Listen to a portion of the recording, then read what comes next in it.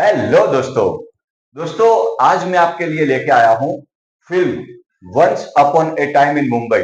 उसका एक डायलॉग में लेके आया हूँ आपके लिए, जो कि अजय सर द्वारा बोला गया है। अजय देवगन सर ने बोला है ये। वो डायलॉग ये है कि फिक्र है तो सिर्फ एक बात की कि मुंबई का दिल बहुत बड़ा है और मुझे डर है कि इसे कोई तोड़ ना दे। ओके, ये वाला जो डायलॉग है इसका मैं आज इंग्लिश में ट्रांसलेशन करने वाला हूँ और उसका मैं वर्ड बाय वर्ड आपको इंग्लिश ग्रामर समझाने वाला हूँ। तो दोस्तों आइए अब शुरू करते हैं हमारा सफर ये इंग्लिश ग्रामर समझने में। दोस्तों जैसे आप देख रहे हो कि ये जो सेंटेंस है वो 3 भागों में बटा हुआ है। ओके, सबसे पहले क्या है कि मैंने इसका इंग्लिश ट्रांसलेशन किया है, वो देख लेते हैं कि मुझे फिक्र है तो सिर्फ एक बात की। ओके, तो I only worry about one thing. Okay, मुझे फिक्र है तो सिर्फ एक बात की कि मुंबई का दिल बहुत बड़ा है। Mumbai has a big heart. Okay, Mumbai का दिल बहुत बड़ा है। Mumbai has a big heart and I fear someone might not break it. Okay, और मैं डरता हूं कि कोई उसे तोड़ ना दे। ओके, तो इसका मैं हिंदी में ट्रांसलेशन करते हैं अगर कि आई ओनली वरी। ओके, तो मुझे सिर्फ इस बात की चिंता है। वरी यानी चिंता होना। ओके, फिक्र होना कि आई ओनली वरी, मुझे सिर्फ एक बात की फिक्र है। About one thing. ओके, एक बात के लिए मैं चिंतित हूं कि Mumbai has a big heart. Okay, ये दोनों सेंटेंस जो है ना वो दोस्तों सिंपल प्रेजेंट टेंस का सेंटेंस है। ओके, ये जो फर्स्ट 2 सेंटेंस है वो सिंपल प्रेजेंट टेंस के सेंटेंस है। ये जो तीसरा जो सेंटेंस है वो फ्यूचर की पॉसिबिलिटी को दिखाता है। ओके, वो फ्यूचर की पॉसिबिलिटी को दिखाता है। तो दोस्तों फिक्र है तो सिर्फ एक बात की कि मुंबई का दिल बहुत बड़ा है और मुझे डर है कि कोई उसे शायद तोड़ ना दे। ओके, तो ये जो माइट लगाया है वो मैंने शायद यानी कि मॉडल वर्ब्स का भी मैंने यहाँ पे यूज किया है। तो दोस्तों ये जो सेंटेंस है इसमें हम समझेंगे कि what is subject, what is object and what is verb in this sentence. Okay, कि सब्जेक्ट क्या है। देखो, जो फर्स्ट सेंटेंस है उसमें सब्जेक्ट हमारा आई है। अब दोस्तों जो फर्स्ट सेंटेंस है उसमें हमारा एक सब्जेक्ट है जिसको मैंने आई के तौर पे लिया है। ओके, ये आई हमारा सब्जेक्ट है जो कि फर्स्ट पर्सन प्रोनाउन है। Okay, first person singular pronoun है। अभी जो सेकंड वाला सेंटेंस है उसमें हमारा सब्जेक्ट है मुंबई। ओके, जो कि एक नाम है, एक प्रॉपर नाम है। ओके, और ये थर्ड वाला सब्जेक्ट है वो है हमारा आई। ओके, फिर से आई। तो ये 3 सेंटेंस में 3 सब्जेक्ट है। ओके, ये हो गया। मैं आपको क्यों बता रहा हूं कि हर एक सेंटेंस में एक सब्जेक्ट होता है, एक वर्ब होता है और एक ऑब्जेक्ट होता है। ओके, तो सबसे पहले हमने तीनों सेंटेंस में सब्जेक्ट समझ लिए कि सब्जेक्ट क्या होते हैं। ओके, तो आई जो मतलब कुछ करने का काम कर रहा है उसे हम सब्जेक्ट बोलते हैं। ओके, तो आई, मुंबई और आई ये तीनों यहाँ पे सब्जेक्ट है।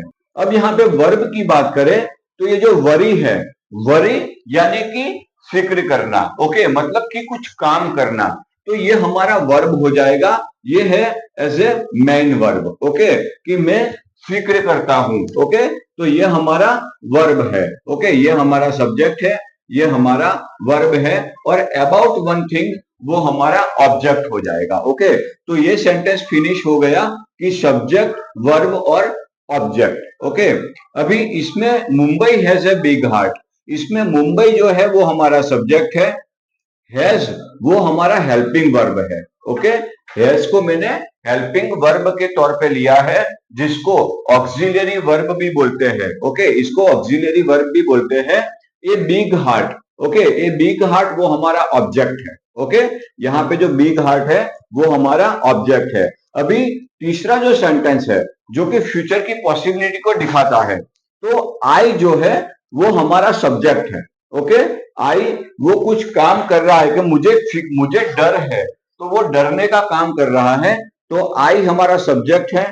ये जो फियर है, वो जो फियर है वो हमारा वर्ब है कि वो डर, वहां पे डरने की क्रिया हो रही है, तो वो हमारा वर्ब है। ओके, ये हमारा मेन वर्ब है। ओके, और समवन जो है वो हमारा ऑब्जेक्ट है जो कि इंडिकेट करता है कि कोई इसे तोड़ ना दे। ओके, तो समवन हमारा ऑब्जेक्ट है। ओके, तो ये जो नाम होते हैं वो ऑब्जेक्ट के तौर पे भी आते हैं। तो दोस्तों यहाँ पे हमने सब्जेक्ट, वर्ब और ऑब्जेक्ट के बारे में सीखा। ये तीनों सेंटेंस का जो सब्जेक्ट है, जो वर्ब है और जो ऑब्जेक्ट है, इन तीनों के बारे में मैंने आपको समझाया कि सब्जेक्ट क्या होता है, वर्ब क्या होता है और ऑब्जेक्ट क्या होता है।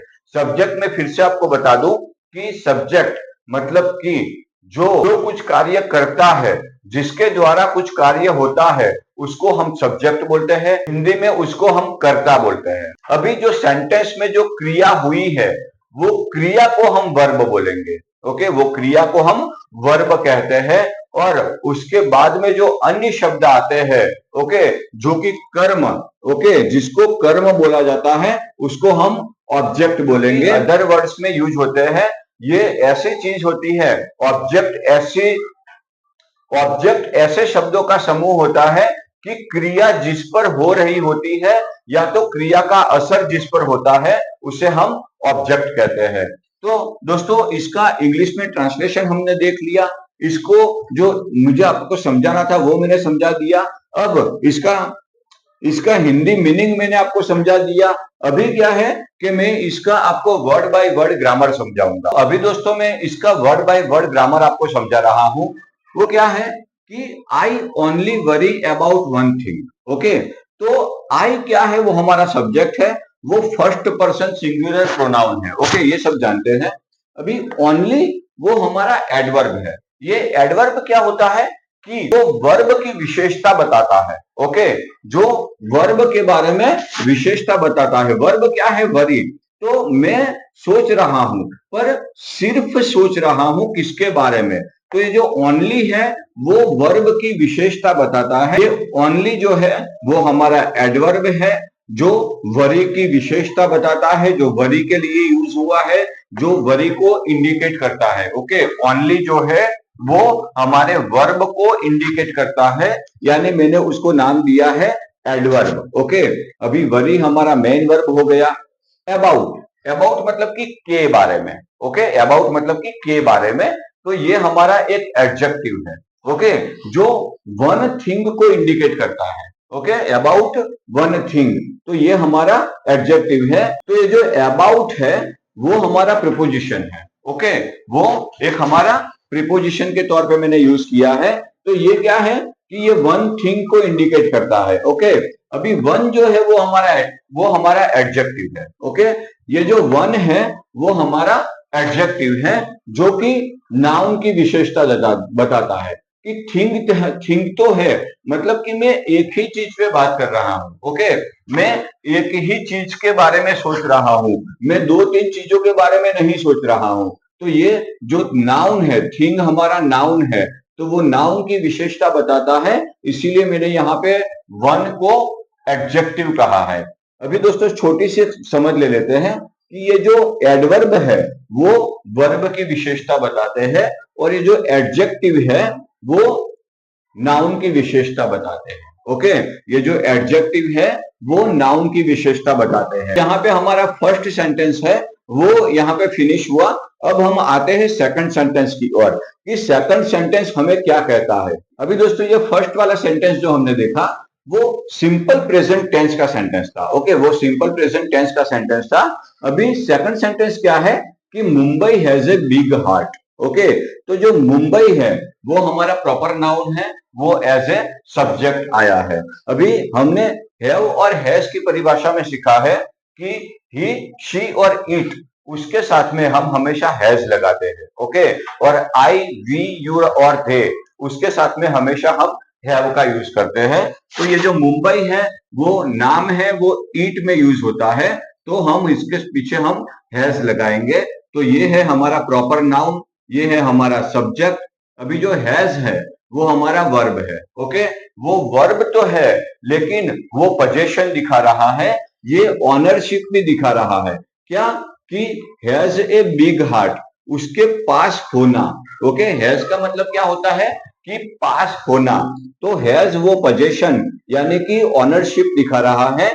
अभी ये ए जो है वो आर्टिकल है, मतलब कि जो हार्ट की बात हो रही है तो एक हार्ट है। ओके, मुंबई के पास एक हार्ट है, एक से ज्यादा या बहुत सारे हार्ट नहीं है। ये बिग जो है वो हमारा एडजेक्टिव है। ओके, ये जो हार्ट है वो हमारा नाउन है। अभी नाउन की जो विशेषता बताता है कि नाउन के बारे में जो इंडिकेट करता है उसे हम एडजेक्टिव कहेंगे। ओके, उसे हम एडजेक्टिव कहेंगे क्योंकि ये नाउन की विशेषता बताता है। दिल तो है लेकिन बहुत बड़ा दिल है। ओके, दिल तो है लेकिन बहुत बड़ा दिल है। तो ये जो बिग है वो एडजेक्टिव है, ये जो हार्ट है वो नाउन है। ओके, अभी ये एक, दो और तीन, तो ये सेंटेंस को जोड़ने के लिए एक कंजक्शन का यूज हुआ है कि एंड। ओके, एंड हमारा कंजक्शन है। अभी वापिस जो है वो आई, आई हमारा सब्जेक्ट है। ओके, ये फर्स्ट पर्सन सिंगुलर प्रोनाउन है। अभी यहाँ पे जो मेन वर्ब की क्रिया है, ओके, तो वो फियर है। मेन वर्ब जो है, जो क्रिया है, मेन क्रिया यहाँ पे फियर है। तो ये जो फियर है मतलब कि वो डरने की क्रिया को बताता है, तो ये हमारा मेन वर्ब है।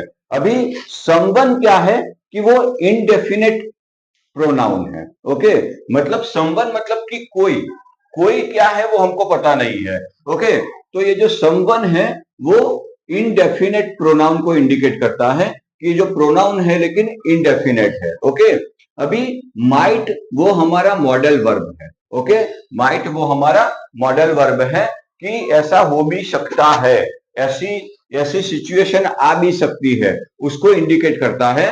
तो ये हमारा एक वर्ब है लेकिन मॉडल वर्ब है। अभी नॉट जो है वो नेगेशन दिखाता है। ओके, नॉट जो है वो नेगेशन दिखाता है। ब्रेक यानी कि हमारा वर्ब। ओके, ब्रेक यानी कि उसे तोड़ने की क्रिया हो रही है। ओके, कि कोई उसे तोड़ ना दे, कोई ऐसी क्रिया ना कर दे कि वो टूट जाए। ओके, तो ये ब्रेक जो है वो हमारा एक मेन वर्ब है। ओके, ये हमारा मेन वर्ब है। और जो ईट है, ईट हमारा प्रोनाउन भी है जो कि ऑब्जेक्ट के तौर पे यूज हुआ है। ओके, तो इसको हम बोलेंगे ऑब्जेक्टिव प्रोनाउन। ओके, इसको हम बोलेंगे ऑब्जेक्टिव प्रोनाउन। तो ये जो ईट जो है वो हार्ट की ओर इशारा करता है। ओके, ये जो ईट जो है वो हार्ट की ओर इशारा करता है। इसको मैंने प्रोनाउन इसीलिए बोला, इसको ओके, इसको मैंने प्रोनाउन इसीलिए बोला क्योंकि ये जो हार्ट जो नाउन है उसकी जगह पे मैंने यूज किया है, तो इसीलिए इसको नाउन कहेंगे। एक चीज मैं आपको बता दूं कि ये जो माइट नॉट ब्रेक है मतलब कि वो किसी डर या संभावना का उल्लेख करता है कि वो डरते हैं कि कोई इसे तोड़ ना दे। ओके, तो ऐसा उनको एक डर रहता है कि कोई उनको तोड़ ना दे। तो दोस्तों ये वीडियो के जरिए मैंने आपको सब्जेक्ट, ऑब्जेक्ट और वर्ब के बारे में सिखाया। मैंने आपको नाउन और प्रोनाउन के बारे में सिखाया। जो प्रोनाउन जो है वो ऑब्जेक्ट के तौर पे भी काम करते हैं, नाउन जो है वो ऑब्जेक्ट के तौर पे भी काम करते हैं। प्रोनाउन सब्जेक्ट और ऑब्जेक्ट वो दोनों में आ सकते हैं। ओके, जैसे कि ये जो आई है वो हमारा प्रोनाउन है। ओके, तो वो सब्जेक्ट के तौर पे आया है। और यहाँ पे जो ईट है वो भी हमारा प्रोनाउन है। ओके, तो वो एक ऑब्जेक्ट की तरह आया है, हमने इसको ऑब्जेक्ट की तरह पे यूज किया है। अभी ये जो मुंबई है वो एक नाउन है, तो वो सब्जेक्ट में यूज हुआ है। वैसे ही जो हार्ट है वो भी एक नाउन है, तो वो ऑब्जेक्ट के तौर पे यूज हुआ है। ओके, तो ये जो नाउन है, ओके, उसे हम सब्जेक्टिव नाउन बोलेंगे। ये जो नाम है हार्ट, उसे हम ऑब्जेक्टिव नाउन बोलेंगे। ओके, तो नाउन और प्रोनाउन वो सब्जेक्ट में भी आ सकते हैं, वो एज ए ऑब्जेक्ट भी यूज होते हैं। तो दोस्तों ये था हमारा पूरा explanation word by word English grammar सीखने का। तो ऐसे बहुत से डायलॉग्स जो मैंने इंग्लिश में ट्रांसलेशन किए हैं उसकी लिंक मैंने यहाँ पे डिस्क्रिप्शन में दी हुई है। आप देखिए वो वीडियो, हमारे चैनल के साथ जुड़े रहिए, लाइक कीजिए और सब्सक्राइब कीजिए। मिलते हैं एक नए वीडियो के साथ, तब तक के लिए जय हिंद, जय भारत।